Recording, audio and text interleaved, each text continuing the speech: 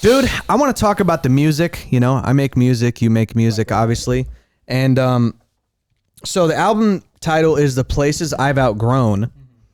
And I was curious to ask you, I want to dissect some of these pieces. Now, I know you're a little secretive, so you can divulge whatever you'd like to divulge. Right. But I'd love for you to talk specifically about the places, right? So you're referring to, you know, different versions of yourself. You've said that. I mean, I don't know if you also mean physical spaces, kind of where you were at, but also, you know, time periods in your life where mentally you were in a different place than you are now. Yeah. And so I was curious if you could speak more to that and what that means. Totally. I think one thing I learned, kind of an overarching theme while I was writing this, was since I started, I think because like the origin story of my music was like this heartbreak, I became really dependent on some sort of pushback or something to overcome, to like find creativity. Okay. So I think that was something that kind of ran stale and that I was outgrowing, was this, like, I always needed something to overcome, some sort of pushback, somebody to not believe in me, like something for me to like feel motivated and all the things. So it was interesting. Like, I think last year was probably my most celebrated year in terms of friendships, like career, all the things. And I was like the least creative I've ever been, which is so fun. Wow. Okay. And so all those songs had already been written, but I remember thinking like that was one of the biggest things. There's a lot of habits like that I had kind of outgrown, but we're still just like continuing to repeat over and over and over, and we're just running stale. I think it's people, it was relationships a lot of times, and I think for me there's such a grief and a guilt of outgrowing people. It just feels like so offensive, and it's so hard to like have that conversation. Do you have that conversation? Do you say anything at all? Do you just let it naturally regress?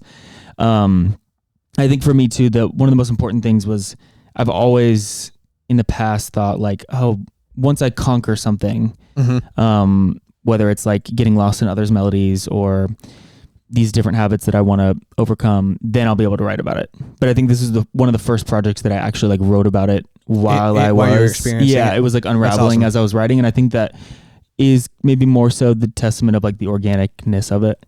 I love that, dude. I actually relate to that a lot specifically. You know, I mean, I've had some bad breakups in the past, and a lot of my music was fueled out of that. But it was, for me, my music career was the one thing that gave me stability, because nobody could take it from me.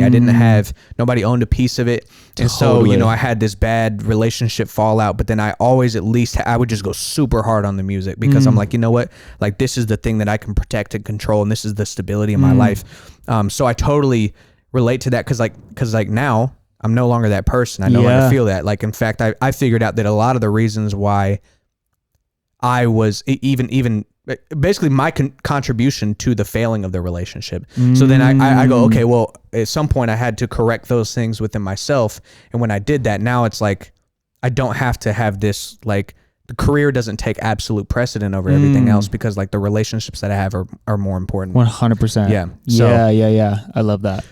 Yeah. Okay. So there's some of the places, and then I also wanted to speak about growth. And you recently, I mean, you were speaking about it, but maybe just more of like what some of the other areas of growth that you're talking about. Like, what are some of the lessons that you've learned since then? You know, so you had a breakup, and you know, you're trying, you have outgrown people. What are the lessons that moved you out of one space to another space? Like, what are some of those key insights in your life? And to expand upon that, like that question, I know that you recently had a transition. I know you've voiced to me, like, you've had a transition from just even going into, you're now really busy. And now you're going to Los Angeles, for instance, for 2 weeks and working with writers and stuff. So how are you kind of transitioning into that? I think is kind of what Nate's asking here. Yeah, right? yeah, of course.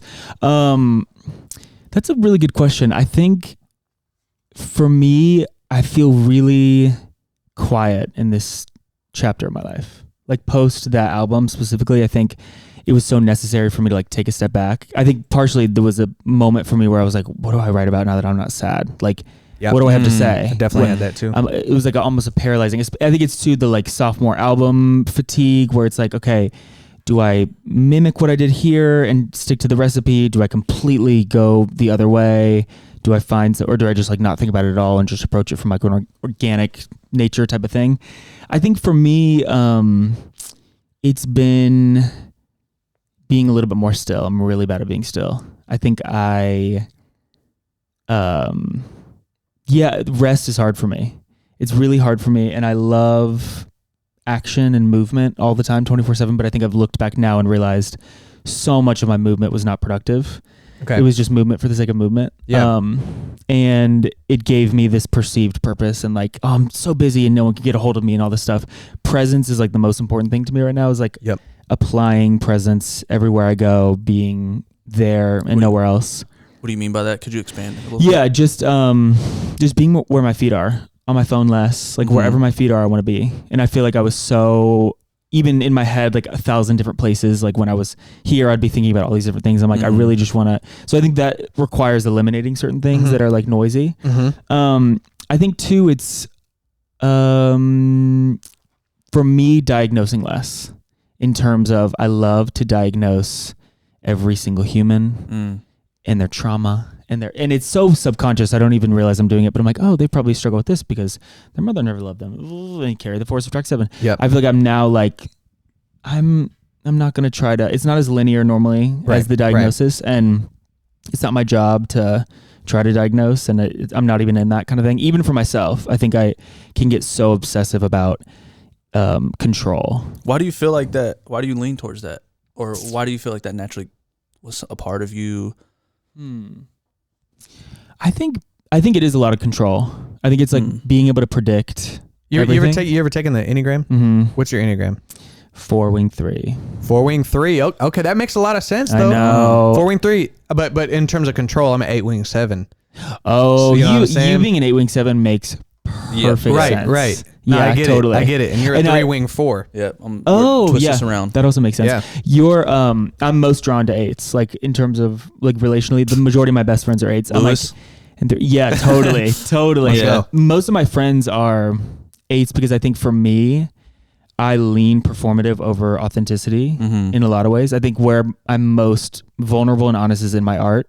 But I think in my day-to-day, I'm pretty like, I'm always good. I'm good. In that it's hard for me to really like allow somebody to journey with me. So 8s are so themselves normally. And so like all my friends are so honest and they couldn't even try to not be. They're just like, well, I said it because I felt it. And I'm like, what's that like? I've never done that a day in my life. You didn't have 15 filters to go through to me, it's like the most beautiful thing how 8s navigate with just like honesty and like ferociousness and all the things. So I do think a lot of its control though is like this need to, there's a phrase that one of my favorite authors, Brene Brown, I love to bring her up, says, which is this concept of like dress rehearsing tragedy and how we are like foreboding joy basically by dress rehearsing tragedy. So like the moment something, she gives the example of like a mother looking over her baby's, looking at her baby's face, whatever, and being like, oh my gosh, I love you so much. Like I can't even stand it. And then the next second your brain goes, what's going to happen to you? Something's got to happen. Like something's going to jinx this, whatever.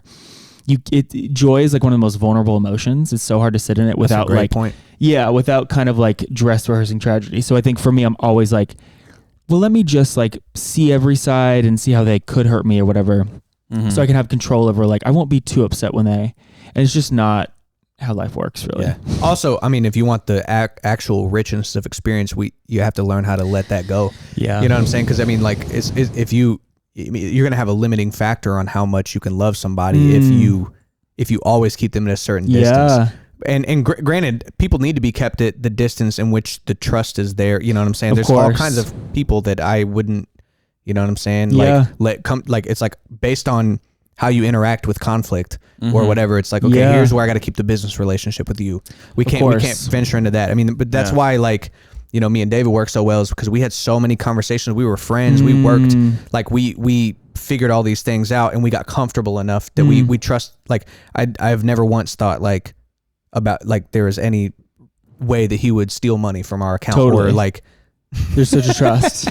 Yeah, but no, I love that, dude. Yeah, I think even it goes to with the whole others melodies concept. It's like for whatever reason, I'm actually really working on this now in this stage of life is I've always just lost myself in everybody else's story. And I'm so inspired by people's stories. I love to listen.